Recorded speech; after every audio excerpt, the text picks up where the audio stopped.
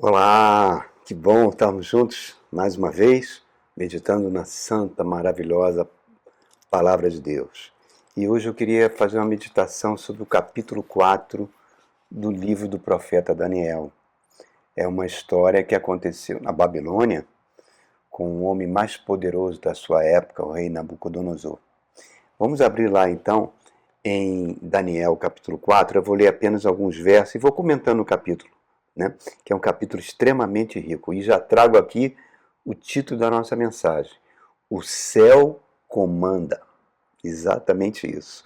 Vamos ver aqui no verso 26, capítulo 4, verso 26, o que o profeta Daniel fala para esse homem poderosíssimo, o rei Nabucodonosor da Babilônia. Então vamos lá. Verso 26 ele fala assim, ó: A ordem para deixar o toco da árvore com as raízes significa que o teu reino te será devolvido quando conheceres e reconheceres que os céus dominam tudo. Portanto, ó rei, aceita o meu conselho. Renuncia, pois, a teus pecados e a tua maldade. Pratica a justiça e tem compaixão dos necessitados. Talvez então continue a viver em paz. Olha só, irmão, essa frase que o profeta está falando, que o céu comanda tudo, é uma frase extremamente ignorada pela humanidade em geral. Pasme, ignorada até por muitos cristãos, né? O poder do pecado, ele nos afasta da dependência de Deus e faz que a gente queira viver a nossa vida de forma independente de Deus. A gente acha que controla tudo, controla o nosso destino, o nosso futuro, controla as circunstâncias que se abatem sobre nós. E somente isso cada vez é mais agudo, mais intenso, se a pessoa tiver algum tipo de poder, seja poder financeiro, social, político, religioso. Enfim, tudo isso leva o ser humano a viver de forma independente de Deus. E é o oposto da fé. A vida de fé é uma vida de dependência de Deus, né? A Bíblia chama isso, esse pecado, de justiça própria. Tem um vídeo que colocamos aí semana passada, assista lá, chamado Justiça Própria, baseado numa passagem de Romanos capítulo 10. Olha só, a justiça própria é a base de todo ateísmo, seja ele até ateísmo evangélico, que por incrível que pareça existe. É viver como se Deus não existisse, ou como se Deus não estivesse preocupado com o que a gente está passando, ou o que nós pensamos. Nós temos que partir de um princípio, irmãos. Deus quer que todo ser humano seja salvo, independente de qualquer coisa. Ele fala para o profeta Ezequiel que ele não se alegra com a morte dos ímpios. Não tem a menor alegria com a morte dos ímpios. Amou o mundo de tal maneira que deu o seu próprio Filho unigênito, João 3,16, para que todo aquele que nele crê não pereça, seja salvo. Então, algo que é impossível ao ser humano, que é ser salvo, ter a vida eterna com Deus, é possível quando a gente entrega a vida a Jesus Cristo. Mas muitas vezes, tá, isso esbarra na nossa justiça própria, como a gente explicou o que acontecia com os judeus na época de Paulo. Mas acontece hoje em dia. Tem pessoas que dizem: eu sou uma pessoa boa, eu não faço mal a ninguém, por que eu preciso ser salvo? Salvo de quê? Ou um outro grupo de pessoa muito comum, conhece a palavra, conhece as escrituras, conhece os mandamentos de Deus, mas faz coisas que Deus abomina. Faz, esquece que todos nós, eu, você, todos nós, um dia estaremos diante do tribunal de Deus, onde vamos prestar contas dos nossos atos, irmãos. Então a justiça própria é a marca da soberba, né? É a marca do orgulho, que é o pior dos pecados, porque está negando a Deus o controle das nossas vidas. É uma forma de viver independente, como se Deus não existisse. Todos nós, infelizmente, por causa da natureza que nós herdamos, pecaminosa, todos nós temos vários graus de soberba. Provérbio 16, 18 tem uma lei espiritual, diz que a soberba precede a queda. A soberba teve a sua origem num querubim de luz, num sinete da perfeição chamado Lúcifer, que por causa da sua soberba se transformou num ser deformado chamado Satanás. Então, olha só, irmãos, quando nós estamos debaixo do senhorio de Cristo, o Espírito Santo trabalhando em nós para nos transformar na imagem semelhante de Cristo.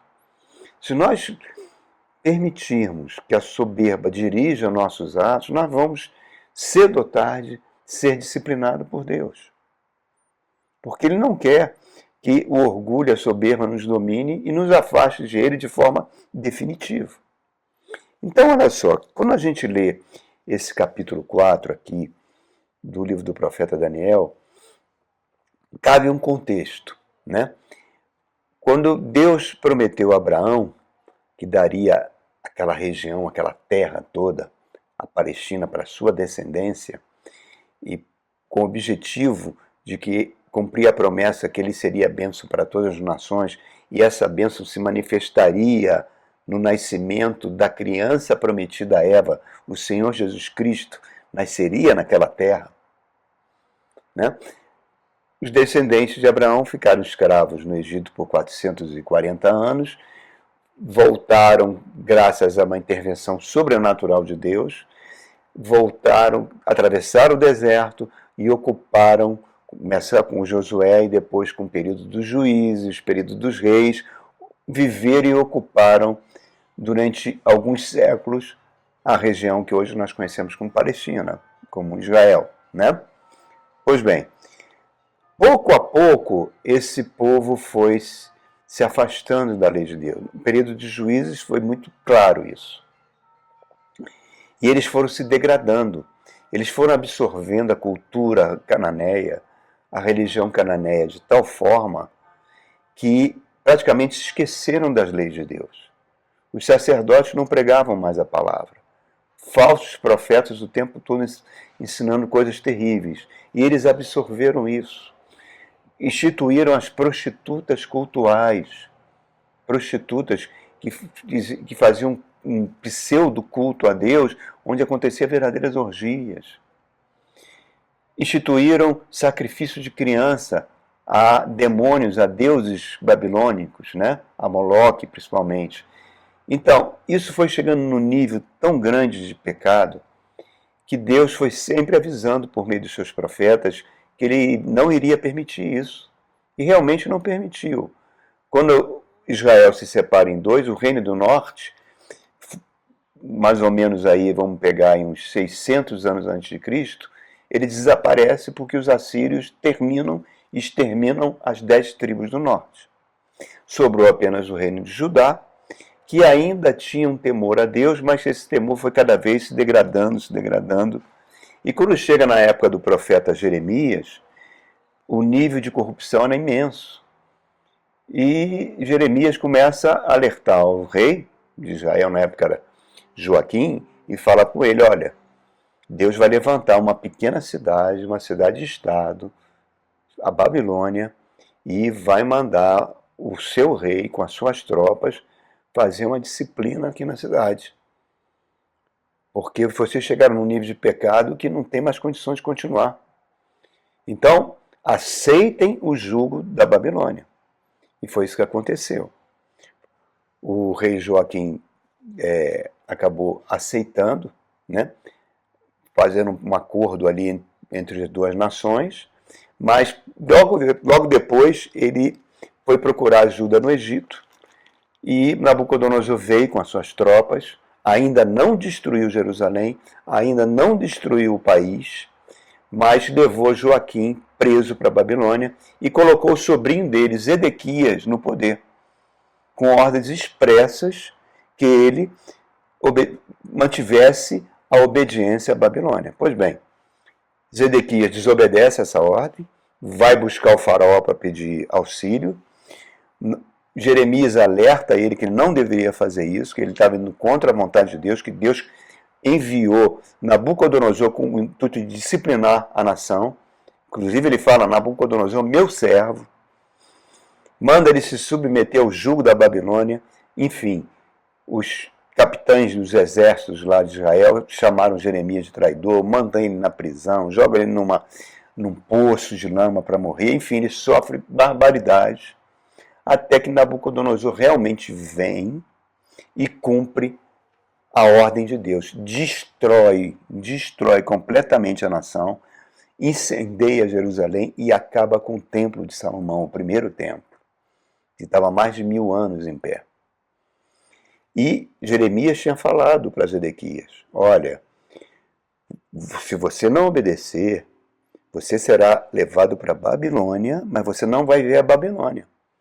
E os seus filhos vão morrer na sua frente. E foi exatamente isso que aconteceu. Nabucodonosor pega todos os filhos de Zedequias, mata um por um na frente do pai, e depois fura os 2 olhos de Zedequias, ele fica cego, e ele vai cativo, sob correntes, ser preso na Babilônia. Em torno de 90 a 95% da população pereceu. Foi uma grande matança. Os rabinos dizem que montanhas de cadáveres estavam espalhados pela cidade, que Nabucodonosor chegou a subir essas montanhas de cadáveres com seu cavalo. Então foi uma coisa terrível. A nação deixou de existir e Deus pegou aqueles 5 ou 10% que sobrou e levou para o exílio na Babilônia. E avisou a Jeremias que Nabucodonosor iria cuidar daqueles exilados, proteger aqueles exilados, que um dia eles voltariam. E entre esses exilados foi um jovem, né, no final da sua adolescência, chamado Daniel, e mais 3 amigos. O profeta Ezequiel também foi nessa leva. E no capítulo 1 de Daniel, a gente vê que há uma aproximação de Daniel com o rei da Babilônia, né? Até que no capítulo 2 de Daniel, o rei teve um sonho fantástico. E nesse sonho ele sonhou com uma gigantesca estátua. E chamou uma estátua que tinha a cabeça de ouro, que tinha o peito de prata e que tinha aqui a região dos lombos, dos quadris de bronze e as pernas de ferro com barro. E essa estátua era gigantesca. E de repente vem uma pedra cortada não por mãos humanas, que vem descendo e vem crescendo. À medida que ela cresce, ela derruba aquela estátua, pulveriza a estátua, e o seu pó espalhado por todo o planeta. E essa pedra cresce e se torna o reino de Deus, que vai reinar para sempre. Nabucodonosor fica profundamente perturbado com esse sonho, manda chamar todos os profetas da Babilônia e fala para eles, olha, quem adivinhar o meu sonho e contar o seu significado será rico, etc. Aí, junto os feiticeiros, astrólogos, os magos, os adivinhos, aquela galera toda na frente dele, e ninguém consegue. Tem um até que fala, é impossível para um ser humano adivinhar o sonho da pessoa. Por favor, rei, conta pra gente o seu sonho e a gente dá a interpretação. E o Nabucodonosor ficou furioso, não, vocês estão querendo me enrolar, e se você não souber isso até amanhã, eu vou mandar matar vocês todos. E nessa leva, né, não estava presente naquele momento, mas nessa leva, Daniel e seus amigos seriam mortos também. O chefe da guarda vai procurar Daniel, transmite a ordem do rei, ele gostava muito de Daniel. E Daniel fala para o chefe da guarda, por favor, dá mais um prazo, pede ao rei mais um prazo, por favor. Nós vamos agora orar ao Deus dos céus, ao Deus de Israel, e vamos pedir para que ele nos mostre o que é o sonho e qual é o seu significado. Se o Deus não mostrar, paciência, você pode nos matar. O chefe da guarda falou com o imperador, ele deu mais um prazozinho, e numa visão à noite, Daniel recebe todo o significado do sonho. Olha que coisa incrível, irmãos. É levado diante do rei e explica para o rei, rei, essa estátua que você viu é a história da humanidade. A cabeça de ouro é o império da Babilônia, é o seu império. Que vai chegar um tempo, depois de um tempo, ele será conquistado pelo pelo peito de prata, que é o reino dos medos persas. Depois, o reino dos medos persas, mais ou menos 200 anos depois, será conquistado pelos gregos, pelo reino da Grécia, com Alexandre o Grande. Depois, virá um reino extremamente militar, forte, que vai dominar o mundo todo na época, o reinado de Roma, que significa as pernas de ferro e barro. E essa rocha, quer dizer, durante o Império Romano, surgirá o reino de Deus. E essa rocha vai crescer. Jesus falou, eu sou a rocha. Eu sou a rocha verdadeira. Então, o reino de Deus vai crescer, e é o que está acontecendo, desde que Jesus Cristo ressuscitou, e vai dominar todo o planeta. Olha só, quando Nabucodonosor vê isso, ele se prostra no chão, reconhece que Daniel tem um espírito do Deus Santo, muda o nome de Daniel, dá honraria, Daniel se torna primeiro-ministro da Babilônia. Olha que coisa incrível, irmão. Pois passa um tempo, esse rei manda fazer uma estátua de ouro maciço dele e ordena que todo o império, ao tocar uma trombeta lá, se prostrasse diante dessa estátua. Daniel 3, capítulo 3. Os 3 amigos de Daniel se recusam. Não vamos adorar a estátua aí. Ali, não vão, então vocês serão atirados numa fornalha quente e vão morrer queimados. Paciência, se Deus quiser que a gente morra assim, mas fique sabendo que nós não vamos lhe adorar. Só adoramos a um Deus único. O rei fica furioso, atira os 3 na fornalha, e logo depois ele fica perplexo porque ele vê os 3 andando, não só os 3, mas um quarto personagem que ele reconhece ser um anjo de Deus. Manda tirar os 3 da fornalha, nada queimado, roupa nenhuma queimada, eles perfeita saúde, não sofreram nada naquela fornalha.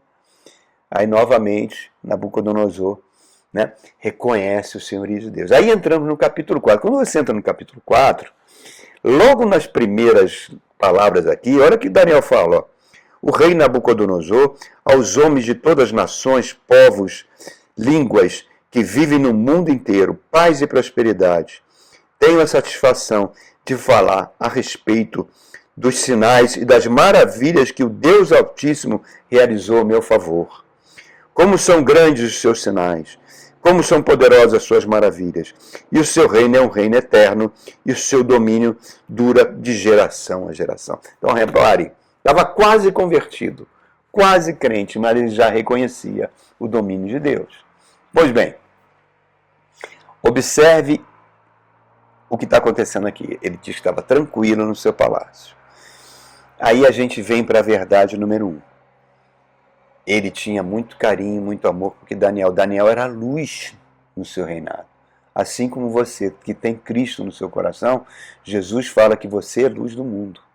Onde você estiver, na sua casa, no seu ambiente de trabalho, você é luz.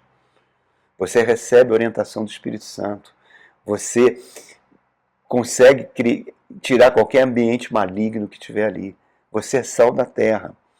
Então, reparem, Daniel, que era um simples prisioneiro exilado, vai se tornar um primeiro-ministro muito semelhante ao que aconteceu com José, né, que estava na prisão e recebe o dom de adivinhar sonhos e vai ser, o faraó vai colocar ele como governador de todo o Egito para que o povo de Israel não perecesse de fome. Ele leva o povo para o Egito, né, protegendo. É a mesma coisa que vai acontecer aqui. Daniel, de uma forma ou de outra, vai ser usado para proteger o seu povo no exílio. Pois bem, aí entra no verso 4 dizendo que ele estava tranquilo no palácio quando teve um sonho. E aí vem a segunda verdade, irmãos. Ele era muito próspero, poderosíssimo, o homem mais rico e poderoso da terra. E a Bíblia fala, irmãos, em Provérbio 1,32, a sensação de bem-estar conduz o louco à morte. Lembra aquela passagem de Jesus, daquele homem do agronegócio que teve uma grande colheita e diz que ia construir novos celeiros e para poder armazenar a colheita e usufruir da sua riqueza durante anos e anos. E o que Jesus fala? Que Deus chegou para esse homem e chamou ele de louco. porque ele não é dono da vida dele. Ele falou: ó, hoje você será morto. E essa riqueza vai ser para quem? O que adianta você acumular essa riqueza? Assim é com todo aquele que não é rico para com Deus. Né? Olha que coisa fantástica. Paralelo muito semelhante a isso aqui. No verso 4, Nabucodonosor tem um sonho, o segundo sonho dele, profético. Observe. Provérbio 1,32 falou isso, né? Ele estava tranquilo. Muitas vezes, irmãos, quando a bênção da prosperidade, a pessoa não fica nem com resfriado, dinheiro no bolso, faz a gente esquecer de Deus, irmão. Faz a gente tentar viver de forma independente de Deus. Leva a um comodismo espiritual e esquece que nós estamos num mundo que é um lugar de guerra espiritual, dominado pelo príncipe das trevas, que tem como objetivo destruir a fé dos cristãos no mundo. Nós vivemos numa constante batalha espiritual. E o comodismo espiritual é fatal. Você para de ler a Bíblia, para de frequentar a sua igreja, daqui a pouco você está desobedecendo os mandamentos. Jesus falou: vigiai e orai, porque a sua natureza carnal é fraca, o seu espírito está pronto. Desconhecer que nós vivemos numa batalha. Então, ele tem um sonho, eu vou fazer um resumo aqui desse sonho. Ele sonhou com uma árvore gigantesca que chegava até o céu, que tinha uma copa tão grande que abrigava todos os pássaros da terra, os animais da terra ficavam na sua sombra, comiam dos seus frutos, e era uma árvore extremamente próspera. Enfim, todo o planeta dependia daquela árvore. E ele chama novamente os magos e pede, os magos adivinhem. Só que dessa vez ele conta o sonho, né? Ele está mais bonzinho. Ele conta o sonho e pede que eles adivinhem. E eles não sabem o significado. Não sabem. Repare que ele não chamou Daniel. Ele já tinha prova suficiente que Daniel tinha o Espírito de Deus e poderia ajudá-lo nesse enigma. Mas não chama. Quando ele vê que ninguém consegue adivinhar, o que ele faz? Ele manda chamar Daniel. Versos 5 a 7. Por que ele não sabe? Porque ele sentiu, de uma forma ou de outra, que aquele sonho não era um sonho comum.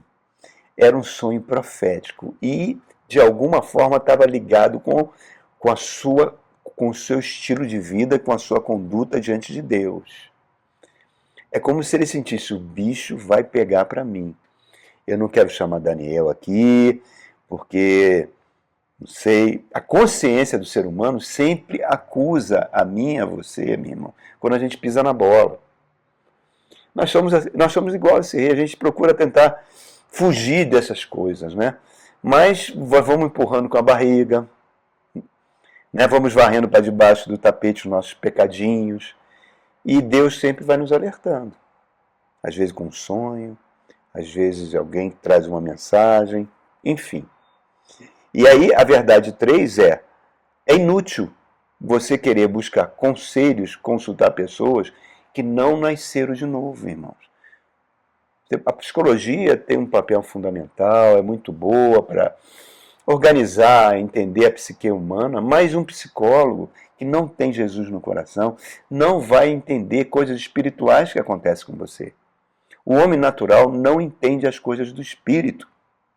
Para ele são loucura, porque ele não tem a mente de Cristo, né? Então, a palavra sempre vai nos alertar, sempre vai nos confrontar. E se a gente não permitir que Deus venha e a gente conserte o nosso caminho, se arrependa daquilo que a gente está fazendo errado, a nossa justiça própria vai negar o direito de Deus nos governar.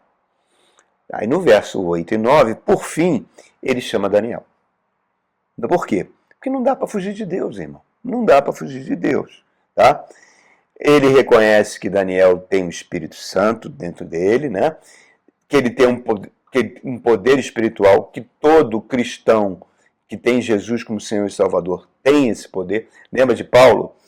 Quando ele está indo para Roma, preso, no navio, e o centurião está levando ele para Roma, o que ele fala para o centurião? Olha, não vamos prosseguir viagem não, gente, que nós vamos pegar um furacão e esse navio vai ser destruído. O centurião chama o piloto do navio, o piloto, o que esse Paulo prisioneiro entende de navegação marítima? Essa não é uma época de furacão, não. Ele não entende nada, está falando do que não sabe. Vamos embora. E foram, pegou o furacão, o navio afundou e só não morreu todo mundo porque Paulo intercedeu pela misericórdia de Deus. Eles ficaram náufragos e foram chegar na ilha de Malta. Então, são coisas que o ser humano natural não tem como explicar. Isso é algo espiritual, irmãos. Espiritual. E aí ele vai chamar Daniel, e Daniel ouve o sonho e fica aterrado. Porque ele sabia que o negócio ia ficar feio para o rei. E o rei ele tinha até medo de falar. Que se ele falasse, o rei podia ficar com raiva dele e mandar matar ele na hora ali. Tinha poder para isso, né? Aí ele explica tudo para o rei. Olha, rei, essa árvore que protege os seres humanos, que cuida dos seres humanos, dos animais, é você. Deus te tornou poderosíssimo. Deus transformou a Babilônia na nação mais poderosa da terra. Você podia matar quem você quisesse, você conquistou o que você queria. Deus não te negou nada. Você protegeu os exilados aqui na Babilônia, certo? Mas, olha só, vai chegar um tempo, mas você parece que não reconhece isso. E ao não reconhecer isso, o que aconteceu? Um anjo desceu e deu uma sentença. Cortem essa árvore, queimem a árvore, mas deixem um toco. Amarre esse toco com corrente de ferro e durante 7 anos ele vai sobreviver com o orvalho que cairá do céu. Então, rei, olha só, isso vai acontecer contigo. O seu reino vai ser tirado, você vai perder a sua consciência, você ficará completamente esquizofrênico e louco. Será mandado embora, você vai viver na floresta como um animal, como um bicho. As suas unhas vão virar garra, o seu pelo vai crescer.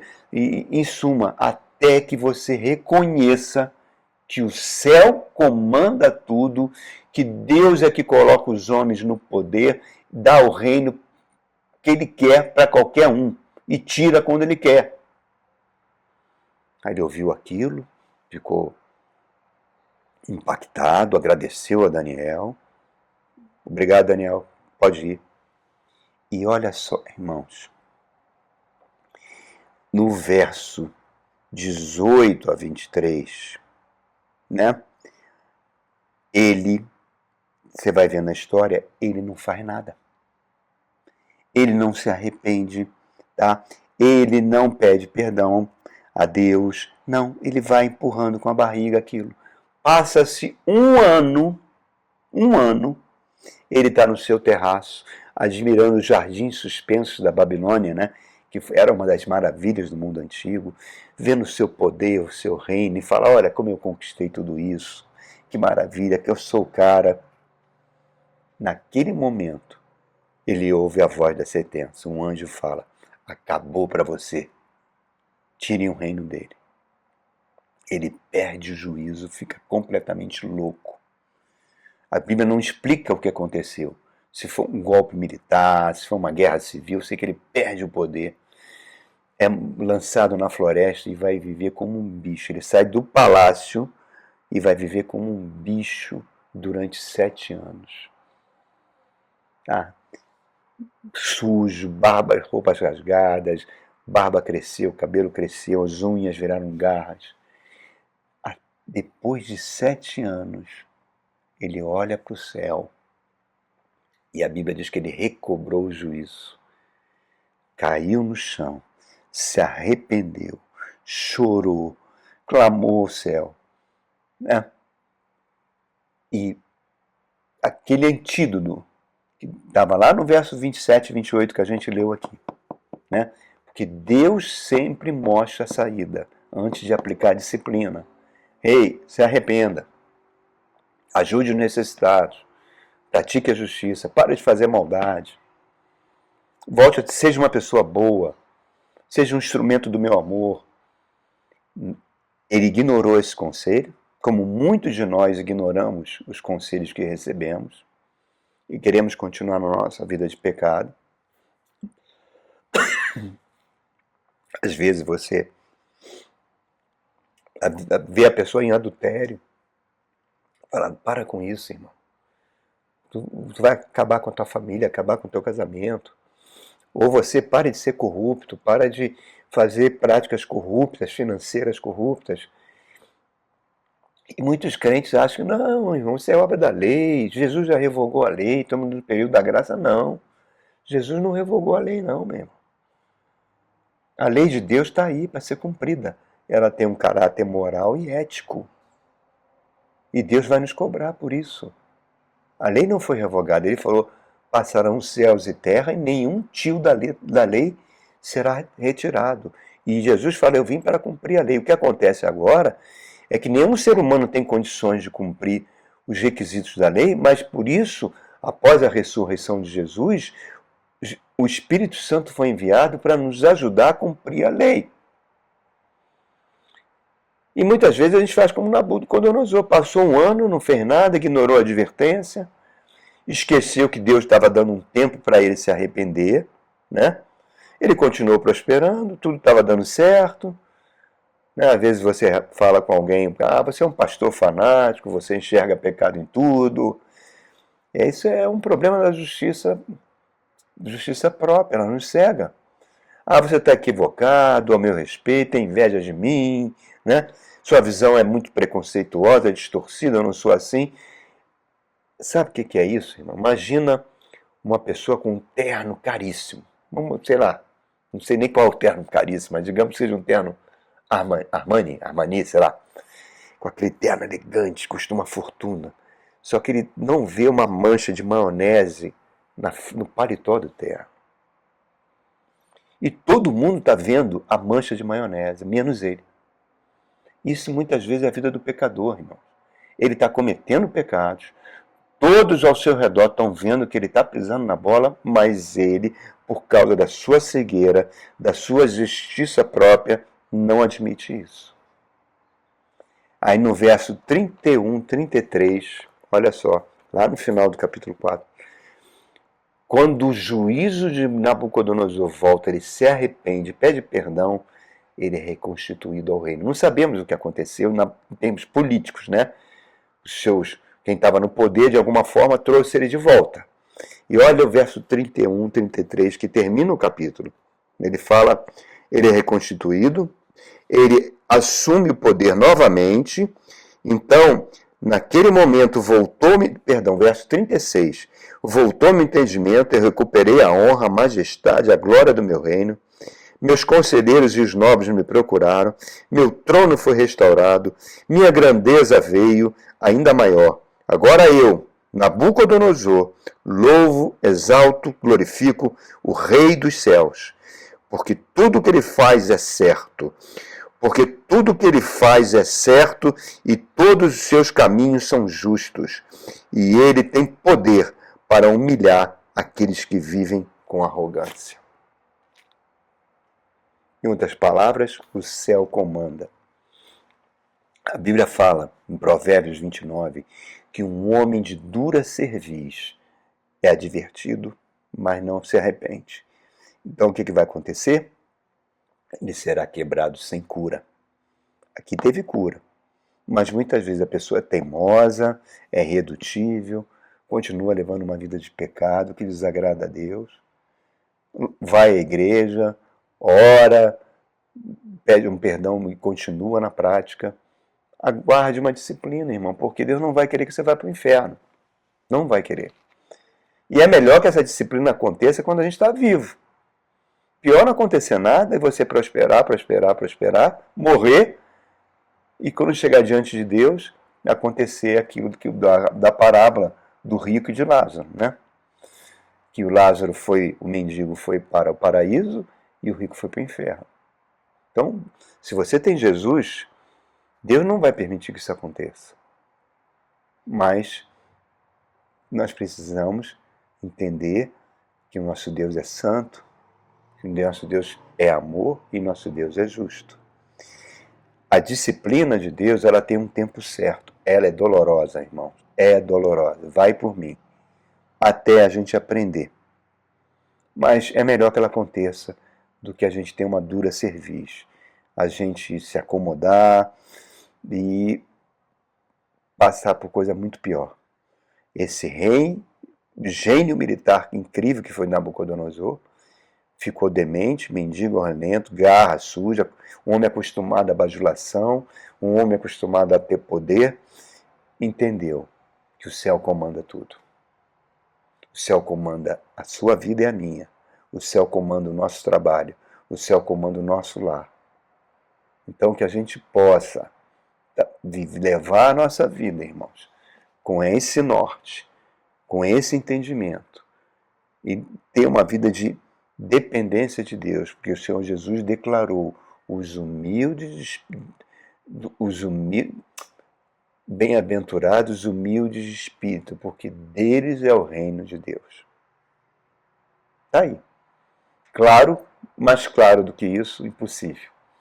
Então, irmãos, ainda há tempo para a gente consertar aquilo que precisa ser consertado. Amém? Um grande abraço e até o nosso próximo encontro.